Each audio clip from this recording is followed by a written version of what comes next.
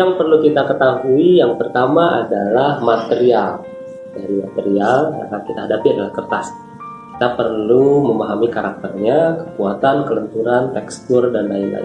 Ininya kita perlu mengenali PDKT lah sama kertas itu seperti apa. Kita lihat dia hampir tidak punya kekuatan sama sekali ketika flat. Lalu kita berbicara kelenturan, wah sangat penting. Namun kalau kita lipat, dia tidak akan kembali seperti semula. Oke. Lalu kita coba teksturnya. Tekstur kertas itu, kalau kertas HPS tentunya akan licin.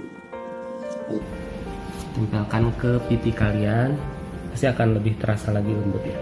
Kalau kertas gambar akan sedikit lebih kasar. Kertas linen mungkin ada bagian licin dan kasarnya. Jadi kita perlu mengenali karakter material apapun yang diberikan oleh dosen.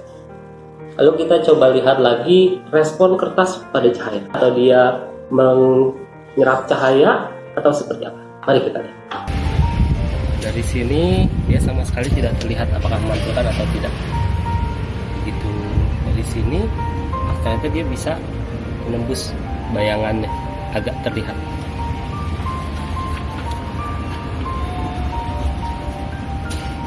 Selain dari hasil pantulan cahaya, kita juga bisa bermain dengan yang namanya bayangan. Kalau kalian lihat di sini, bagian sini jauh lebih terang, bagian sini lebih gelap. Ini pun bisa dimanfaatkan untuk kesan tertentu. Mana yang lebih berat dan mana yang lebih ringan.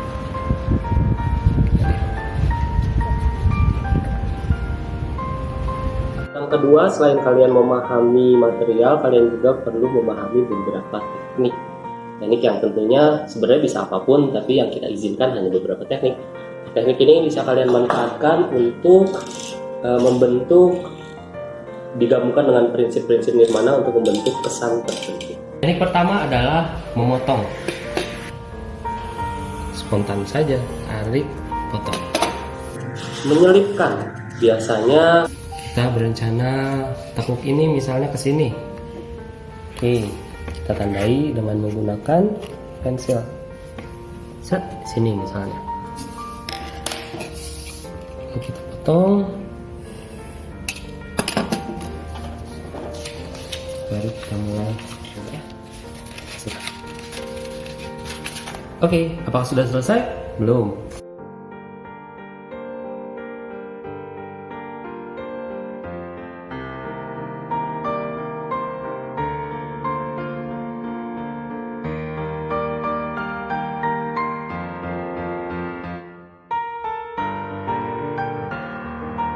Kita coba lihat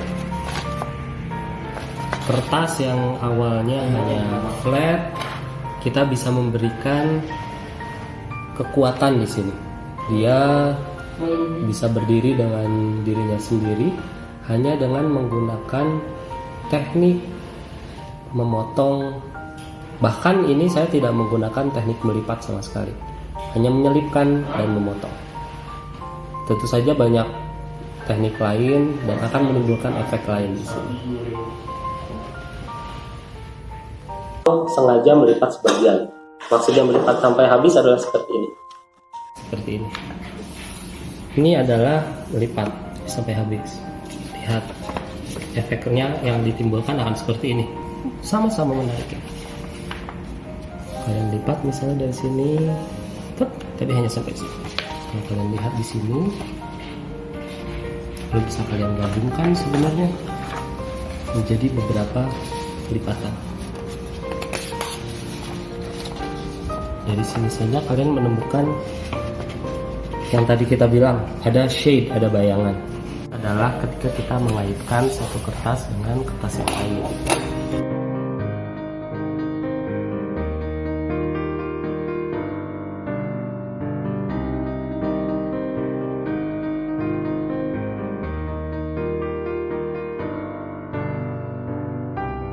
Oke, ini nanti setelah selesai di kertas A4, misalnya sudah fix, kalian akan pindahkan pola ini. Kalian lihat ini akan membentuk pola ke dalam kertas yang lebih besar, yaitu 3.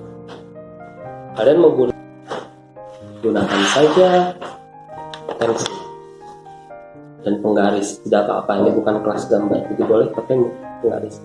Tapi saya agak pede lah, kalian tandai saja sini, mungkin kira-kira. Lalu kalian ulangi prosesnya, kalian potong dan kalian tekuk seperti cara yang sebelumnya. Dilakukan dalam tugas kali ini adalah kalian membuang sebagian atau sebagian kecil ataupun sebagian besar dari kertas. Misalnya ketika kalian memotong seperti ini masih dibolehkan karena pada prinsipnya dia masih satu kertas bidang.